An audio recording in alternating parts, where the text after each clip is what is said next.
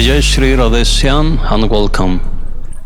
Speaking on Vedic cosmology and the idea that based on the Vedas, Puranic visions, we never land to the moon due to the impossible nature of landing on another planet with material objects. More or less what our texts are explaining is that the moon and the sun are at the same distance from Earth, and in order to get to those places we cannot go by rockets, material objects. It's like we can see all the celestial bodies, but we cannot go with our earthly bodies to those places. It means earthly bodies and earthly technology. Maybe it's the reason why on the stories, Vedic stories, we see stories of riches, yogis, sadhus who are counting Narada Muni, traveling through the universe and visiting different planets, but only in their spiritual bodies, Siddha Swarup. So, of course, since I am investigating, reading, and checking information on this topic, this video here on screen appeared to me in my Facebook feed, and I just download.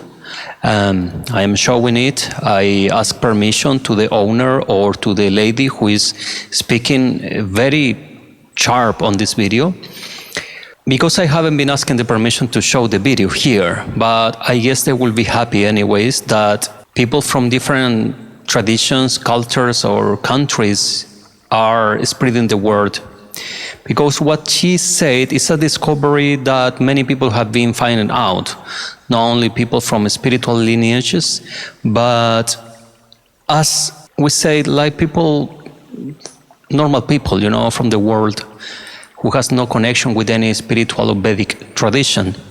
But they have been doing a far better job than all the devotees that I know regarding this topic. Regarding this topic, also Swami Bhaktivedanta, back in the time, the 70s in America, he said very clear that all this moon landing and traveling into the space from NASA and all these things is all rubbish. And this is all demoniac technology, basically, that they are using for different purposes. Well, conspirations say different things on moon landing, like the Cold War against Russia, that who win or who get to the moon first will be shown to the world as the most powerful country with the high super technology and stuff like that. There are many stories about that you can dig. If you don't know, you can Google conspirations, why they fake the moon landing. So I can say many things I have been studying through the years, but I think this lady on screen is truly putting all together in a couple minutes in such an expert way. So that's why I'm sharing this for the ones who are studying on Vedic cosmology, to keeping in consideration what she is saying, because what she is saying is nothing that she created on her own mind, but I have been seeing studies on the same topics for the last 10 or more years. So all this is, it deserves a proper analysis, at least to think about this. Let's play on. The suspicious inconsistencies about this Celebrity Blue Origin space mission are coming out. I think now is a perfect time to make a video about the moon landing, one of the most controversial subjects of our time, because personally, I don't believe that we went for a dang second. But before you chalk me up as a crazy conspiracy theorist, let me point out all the inconsistencies and points that brought me to this conclusion, because the truth really is stranger than fiction, and I have a lot to unfold, so stick with me until the end, and please watch with an open mind. So other than the fact that we haven't been back in over 50 years and we destroyed the technology and the original footage of the greatest achievement in American or human history, let's talk about the astronauts that walked on the moon themselves. First, we have Buzz Aldrin, who publicly stated not once but 3 times that we have not gone and that we did not go to the moon. Roll clip. What was the scariest moment of the journey? Scariest? It didn't happen. It could have been scary. We went down and we watched you guys land on the moon, No, which you was didn't. No, you didn't. what? Because there wasn't any television. There wasn't anybody taking a picture. You watched animation. See, you associated what you saw with... I have very hazy memories. Yeah, I know. Well, no, but what we saw was we all were gathered around the old curved top radio and listened. Talking about how many feet we were going to the left and right, and then I said contact light, engine stop, It's and a few exciting. other things, and then Neil said, Houston, Tranquility Base, the Eagle has landed. This was Man, how about that? that was very exciting. Not a bad line. Yeah. Has nobody been to the moon in such a long time? That's not an 8-year-old's question. That's my question. I want to know, but I think I know. Because we didn't. We didn't. And that's the way it happened. And Next, we have Neil Armstrong, who Just 1 second here, because we are seeing them saying it clearly. Of course, not openly, because we're speaking about a big cat. This is a big fish. It's not an easy thing that will just say, oh, yes, actually, yes, we never went there. We were paid by the government and we signed some documents to say that, I don't know, this is all fake and we cannot speak about. So, of course, it will not go like that. So we must be intelligent enough to realize what is going on here. But it's very strange because this video is just starting and there is much more. But the most interesting thing and proof is the Van Halen ring that we must cross to go there. Also is covered here. refuses to swear on the Bible that we walked on the moon, which, okay, nobody is requiring him to do so, but he also refused to have his photo taken on the moon, and he quit NASA just 2 years after walking on the moon. Was he ready to retire, or was he feeling guilty for lying to the entire American public? I guess we will never know, but the video footage taken of the astronauts directly after they got back from the moon mission makes me feel like he didn't want to be a part of it anymore. This was them before the moon mission, and this was them directly after. You can't tell. This footage is speaking by itself. I have to move the screen, but it's so clear how they are feeling. Now that all of the suspicious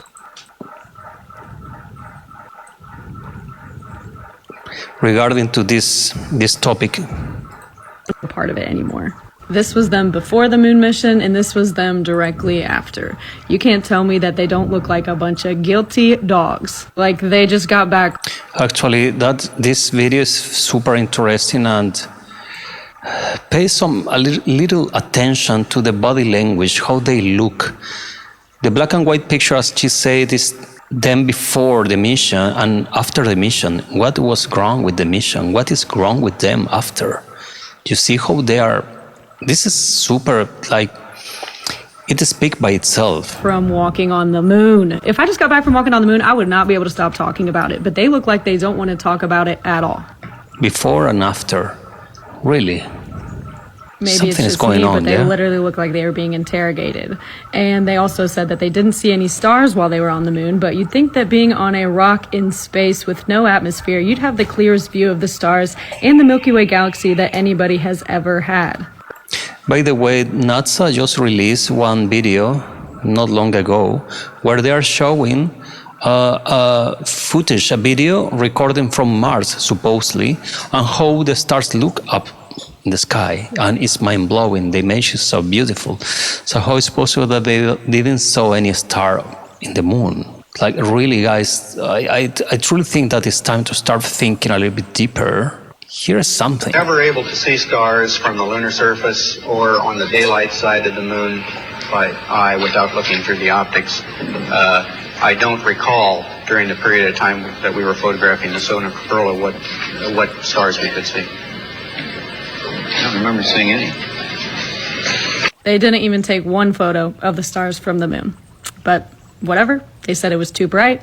They said it was daytime on the moon, which this photo was taken from the moon landing, and the bottom half of Earth is in darkness, which would mean that it would be daytime. But if the sun was directly overhead of them, like how the Earth showed in the last photo that I showed you, how are their shadows incredibly long? This would mean that the sun would have to be directly to the side of them and not overhead. I've also seen the argument that multiple objects had shadows pointing in different directions, which would be entirely impossible if their only source of light was the sun, which is what they said.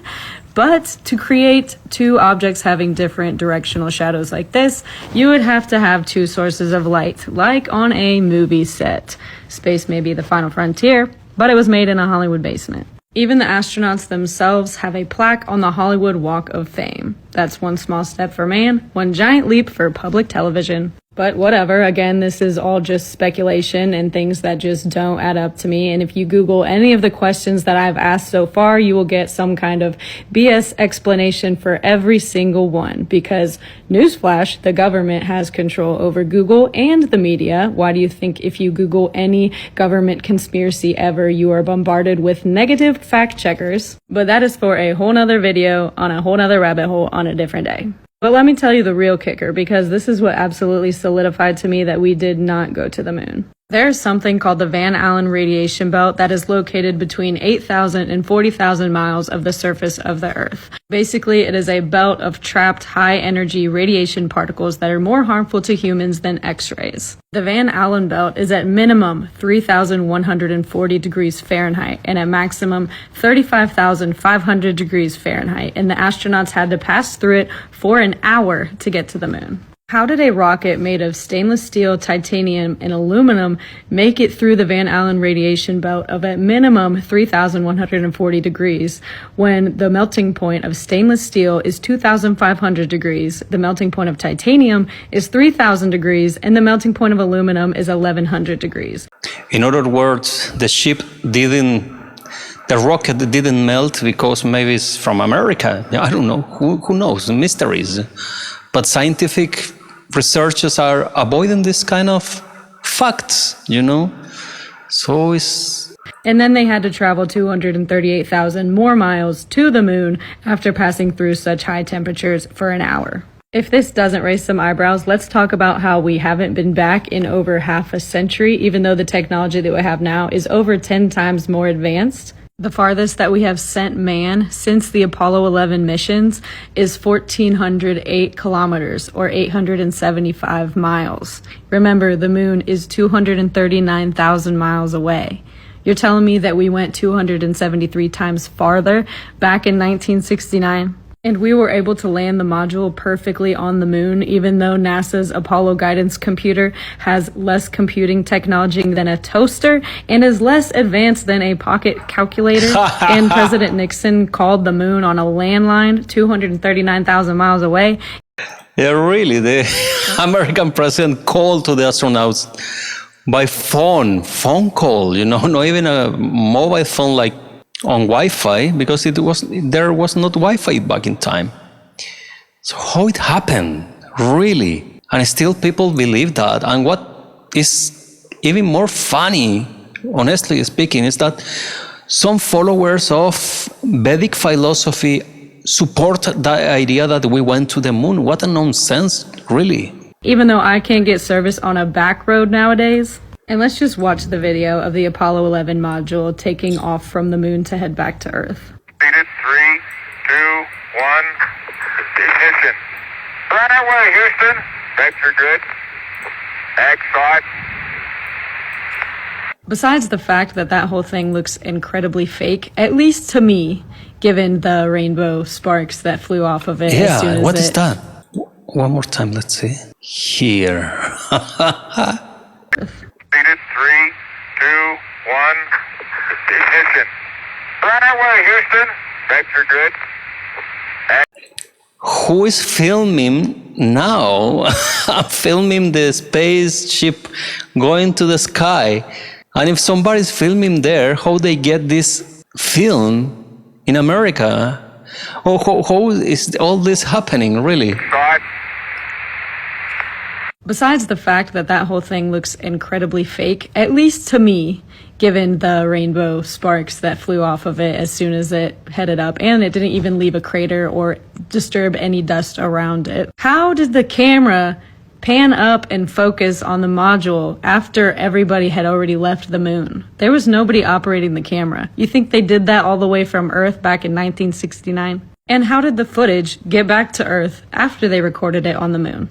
This was before the internet. This was 1969. And let's not forget that the module had to perfectly reconnect with the command module that had been revolving around the moon this entire time, and then head back through the Van Allen radiation belt. Hopefully this is enough for you to start asking questions, but if not, don't worry, I'm gonna keep going. This is a photo taken of the dark side of the moon that clearly shows the proportions of the moon compared to the Earth. The moon is 11. Actually, this is supposed to be a real photo where we can see the moon, but really, we will believe that this is the moon? Like, please, this is the moon, really? And that is the shadow that projects on top of Earth.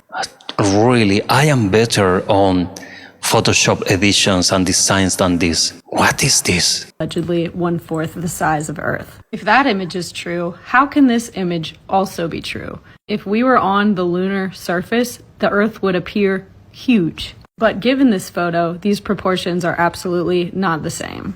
Hopefully by now we know that NASA is no stranger to Photoshop, given that the man that creates the blue marble image, Robert Simmons, says that it is Photoshop because it has to be. It is Photoshopped, but it's has. But if you don't believe me and you don't believe him, let me show you some examples. This is the blue marble image from 2012. Take a good look at how big America is in this image. And this is the blue marble image from 2002. Same perspective, same angle, and America is 1/4 the size. Did America just quadruple in size over 10 years, or is this Photoshop? It's Photoshop. Here's another image that NASA put out, taken by the Galileo spacecraft. It's called the Family Portrait. It is supposed to be an accurate image, a realistic photo, literally taken by a spacecraft. You can see the proportions of the moon to the Earth. A moon is 1/4 the size. It's pretty close. But if that image is true, how can this image also be true? This was also put out by NASA. The first image is 1992 with the huge moon, and this image is 1960s, 66 if I remember correct. So you see the size of the moon based on what they say in the 60s and what they say in the 90s. So how is this even possible? You see, by just logic, that is one of the way to achieving or to receiving proper knowledge. One of them is through logic.